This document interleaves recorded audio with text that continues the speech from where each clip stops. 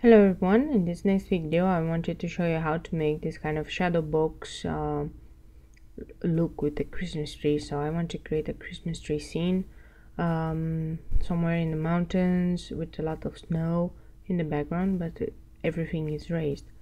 I didn't really have a die for it, so I decided I will make my own. So I'm marking on I think this is 5" by 3 3/4. I am marking 1/2 inch of a border on each side, and that will be the border because of my shadow box. Now I have this kind of tool that you can buy at your craft store, and it has all kind of sides to it that are more curved, and you can use that one to do all kind of drawings with it. It helps you make the perfect curves. So I'm just gonna draw it, and I'm using kind of a Christmas tree triangle template, and I'm just adding some Christmas trees all around my scene. And all I have to do now is use my craft knife to just cut that part off. I have to be very careful, so although you see this video is kind of was sped up like 400% so that you don't get too bored, but you know, take your time to cut them out, and that's it. I'm just going to cut those Christmas trees, and I'm doing kind of the same side and in one time. And make sure that you use like metal roller when you do this, because otherwise with a plastic roller you run the risk of cutting your ruler instead of your other parts.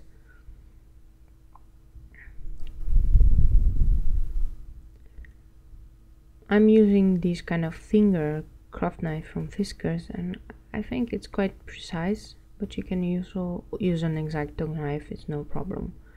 Now I'm making sure that I cut all the parts, and now I'm just cutting around the small portions of the hill that are left over. And that's kind of the first part of my shadow box. I cut without filming the other part, and that's simply making the same Christmas trees but a bit more raised and on the other side of the hill, and you will see that part once I'm going to start coloring it. To note that I cut this one from watercolor paper, and this is 300 grams watercolor paper from Canson.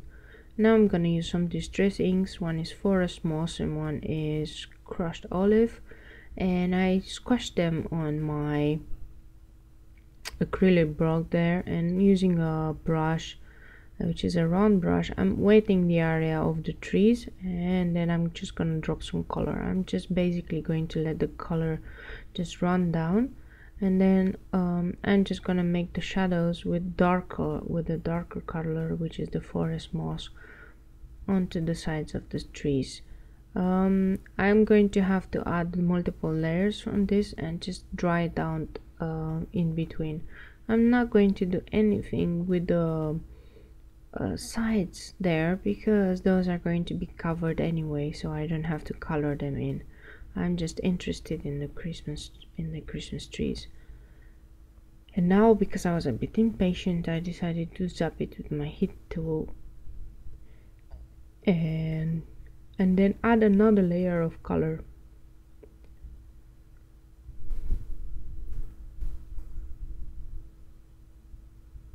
And I'm basically only adding color kind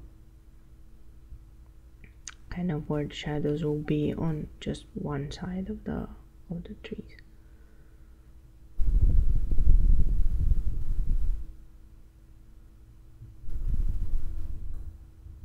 I'm adding some more lighter color as well, just to give it a bit more interest.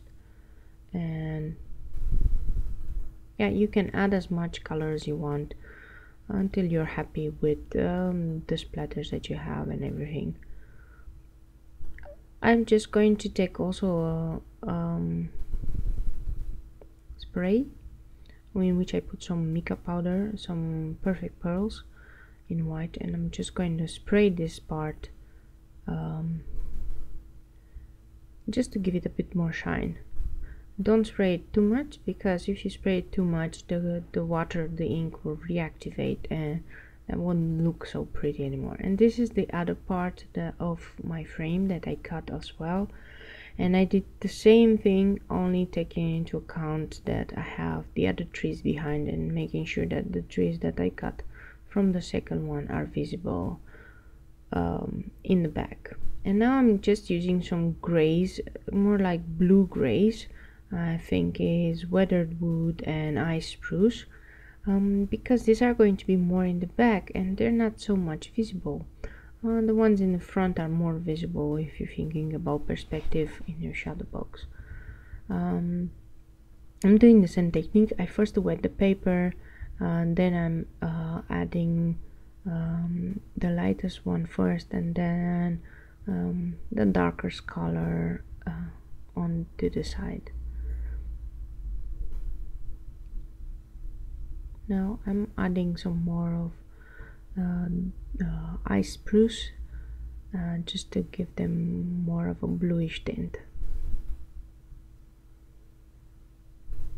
Now I use some chipped sapphire, because I thought, oh, they're chipped too bland.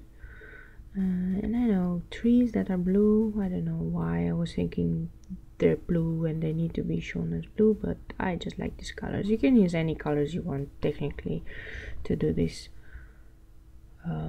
I just thought that these colors are nicest, and to top it I use some black soot just on the sides there to really pop this hill up.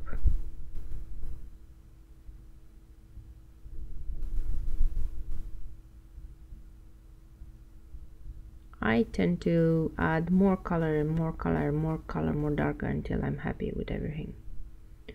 Now this is a piece of navy cardstock, and it's very thin actually. This is gonna be my background, and I just distress it a bit with black soot, just so that I have a bit of a darker navy. I didn't have such a dark navy in the cardstock, but if you use some black soot on top of it, you will get a really nice gradient. And what I'm doing now is I'm using a stencil from Simon Says Stamp, which is like the falling snow, and I'm just taping it down on my surface, making sure it does not move. And I'm going to use some embossing paste and put a really thin layer, and that will make my snow. I'm using a different embossing paste than I usually do, because I really wanted this white color. I have another one that is more like grayish, and that one also is thicker and dries out faster than this one. This one I really had to let dry to completely dry. So yeah, you have to make sure you know what your embossing powder is working like and how long does it take to dry out. Make sure you clean your stencil immediately after use though, because you don't want to destroy it. So now that I have kind of all my elements, you see there in the corner I also have kind of a green frame. I cut that one with the rectangles from Lone Fawn, that are the stitch rectangles. That's gonna be my frame. Now as a last step, I decided I wanted to emboss my sentiment in the corner there, and my sentiment says Merry and Bright, and I think it's an Inka Dinka Doo sentiment. And you can safely, if your ink is really dry, you can safely emboss on top of it, but otherwise just use some powder tool to make sure that your embossing powder doesn't stick where you don't want it. Now you'll see here that I made a little bit of a mistake with the frame. I kind of put the frame on top of the sentiment, and now I was thinking, how am I going to fix it? But I decided I'm going to fix it in the end. Using my craft knife, I'm going to carve that part out. but I'm not going to use it now. I'm using a really dark navy card base, and I'm adhering first my first layer, which is the sky with the snow, and then we're using some foam tape. And sorry, I'm a bit out of focus here because I forgot that I needed to zoom out on this part. And just adhering the first layer, which is the blue trees, on top of it. I'm just going to put some foam behind the trees as well, because I don't want them to just sit there and not be backed by anything else.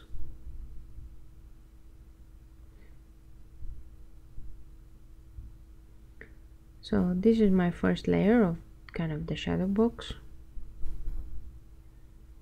It has a shadow box effect, but it's not really, it's just some popped layers on top, because I'm not putting anything else inside the box, so it's kind of a